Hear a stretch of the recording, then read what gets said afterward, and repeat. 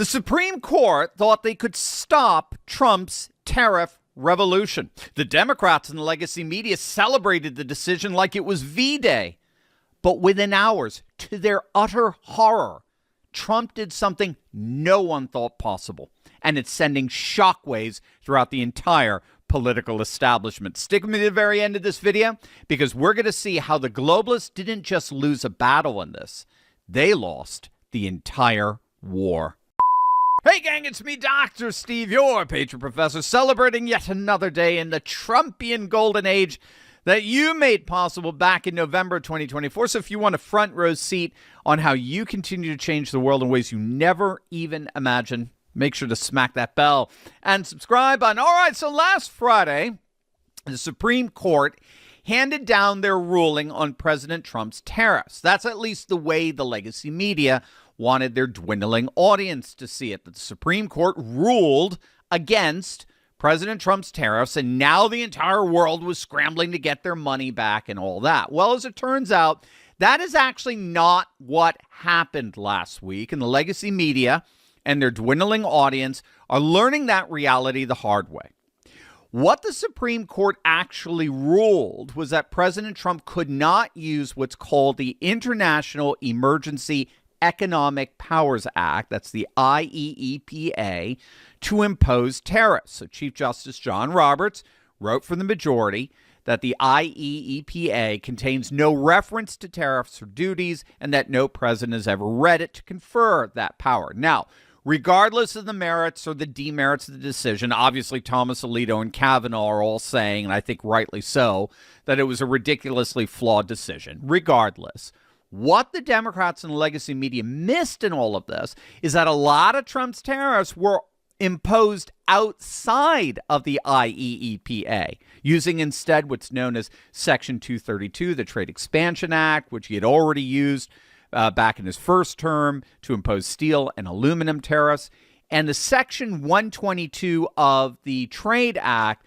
which allows up to 15% tariffs for 150 days to address international payment issues like trade deficits. And so when you go down the list, you'll find that roughly 30% of Trump's tariffs were imposed either by Section 232 or Section 122. So we're talking about 50% tariffs on steel, aluminum, copper, lumber, imported automobiles and parts. He's imposed broad tariffs on hundreds of billions of dollars worth of Chinese imports and the like. And so in the dissenting opinion drafted by Justice Kavanaugh, that dissenting opinion basically gave Trump a roadmap for how all tariffs could continue unabated in such a way that the court would respect. And Trump didn't waste a second on that. Within hours of the ruling, he signed an executive order ending the IEEPA tariffs and simultaneously slapped a 15% global tariff under Section 122 of the Trade Act of 1974. Section 122, again, allows the president to impose tariffs of up to 15% for 150 days to address balance of payment problems. It's a bridge, right? It's a tactical pause button. It buys him 150 days while his administration launches new investigations under what's known as Section 301 as well as Section 232 that will result in permanent, legally bulletproof tariffs. And here's the beautiful part. Because the Supreme Court has now clarified the legal framework, no lower court can touch him. So if some activist judge in some liberal district tries to block a Section 232 or 301 tariff, the government cites the Supreme Court's own opinion, and it gets laughed out of court. Trump even pointed out another angle the court didn't think about: licensing power. The court they said that Trump does indeed have the power under IEEPA to regulate importation. He just can't charge a tariff. Okay, fine. So instead of a tariff, he can use licensing requirements to make it impossible for certain countries to do business here. So he can squeeze them without charging a single dime. And it's 100% legal. The court basically said you can blow up the bridge right from Canada to Detroit to stop what's coming in. you just can't charge the toll. Okay, fine. If the bridge is blown up, you don't need a toll. And then this is the part I absolutely love. Trump issued an ultimatum to the entire world. Any country that wants to play games with this ridiculous decision, especially those that have ripped off the United States for years and even decades, will be met with a much higher tariff and worse than that which they recently agreed to. Buyer beware. That's the President of the United States telling every single nation on earth, if you think this ruling is your escape hatch, you're about to find out how wrong you are. So it's no wonder that Trump took to Truth Social and posted this, and I'm paraphrasing, "Thank you, Supreme Court. You just accidentally gave me more power and strength than I had before your ridiculous ruling." And what he means by that is, this is the part that the legacy media either doesn't understand or they're deliberately trying to hide from you. Before this ruling, Trump was using IEEPA. You could think of it as kind of like a Swiss Army knife for tariffs. It was fast. It was broad. He could declare an emergency. He could slap tariffs on anyone. But the problem was IEEPA was always getting challenged in court. Lawsuits were everywhere. Legal uncertainty. Businesses didn't know if the tariffs would stick. Now the Supreme Court has given Trump crystal clear legal clarity on what he can do. They affirmed, either explicitly or by implication, that Section 232, which deals with national security tariffs, and Section 301, which deals with unfair trade practices, are fully within the president's authority.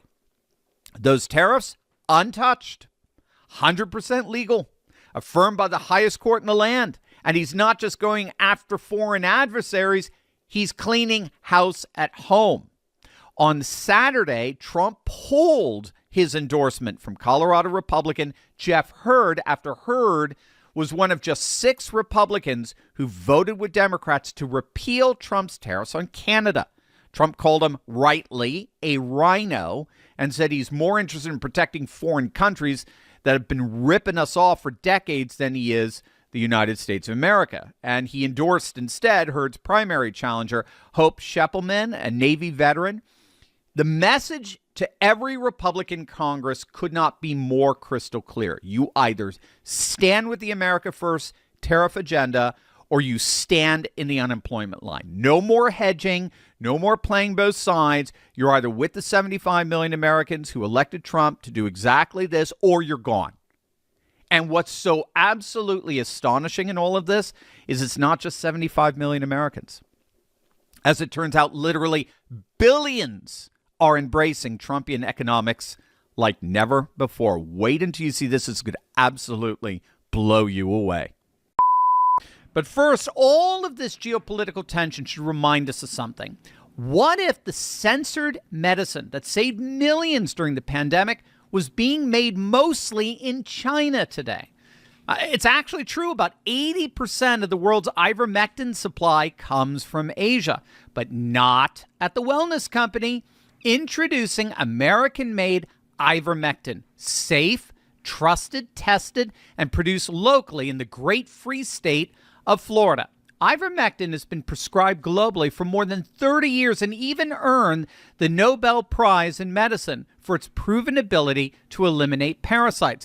But after success treating COVID, emerging research shows the wonder drug can help with everything from rosacea, arthritis, and even cancer.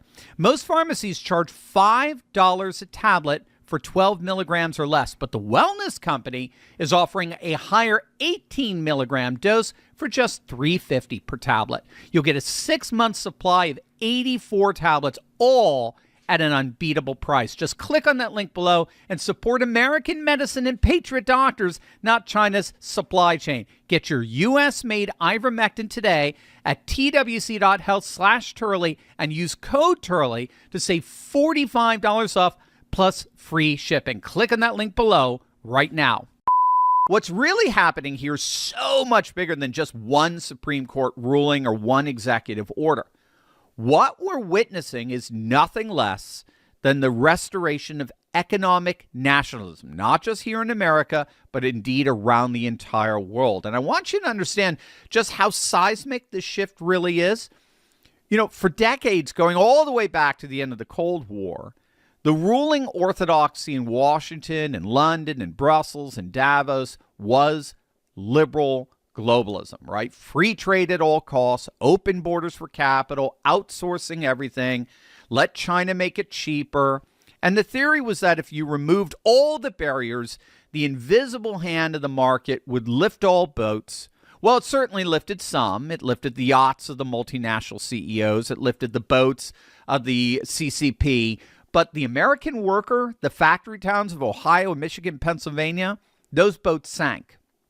And everyone in Washington pretended not to notice until 2016, when Donald Trump came down their golden escalator. Actually, technically, it was summer of 2015, now I think about it.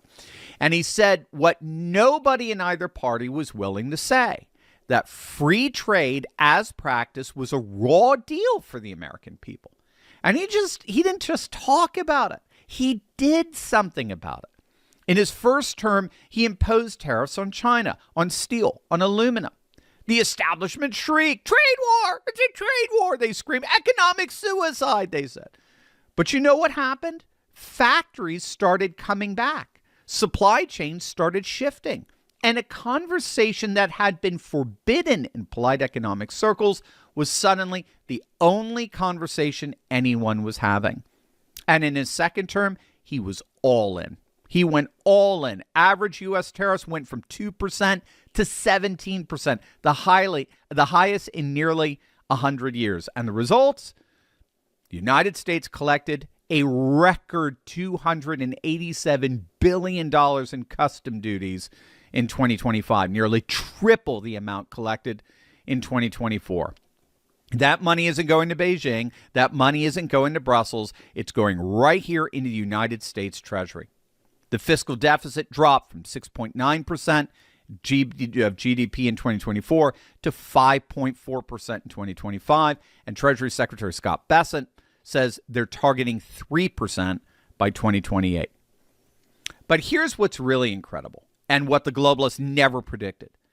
Instead of retaliating against Trump's tariffs, countries around the world started copying him. They looked at what Trump was doing and said, wait a minute now, maybe we should be protecting our industries too? The United Nations Conference on Trade and Development just released a report that found that governments using tariffs as protectionist and strategic tools rose sharply in 2025, Trump's first year back in office. It's a global phenomenon. It's called economic nationalism, where economic policies are implemented as forms of national security, and it's all happening because Trump made it happen. There's a Harvard study from the Belfer Center just made a fascinating observation. They said that Trump's embrace of economic nationalism in his first term was the political earthquake that made everything that followed possible. So it wasn't just a policy change, it was a paradigm shift. It shattered the neoliberal consensus that had dominated both parties for 40 years.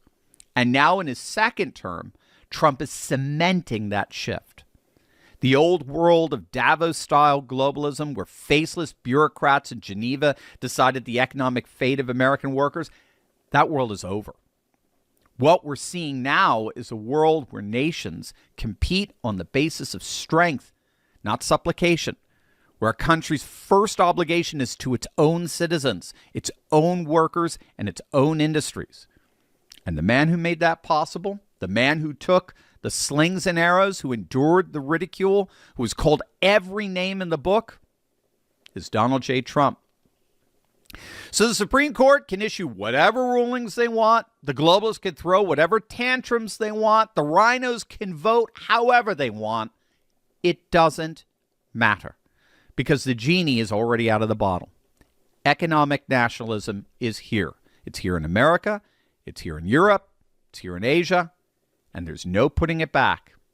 The age of the globalist free ride is over. And the age of the American worker has just begun.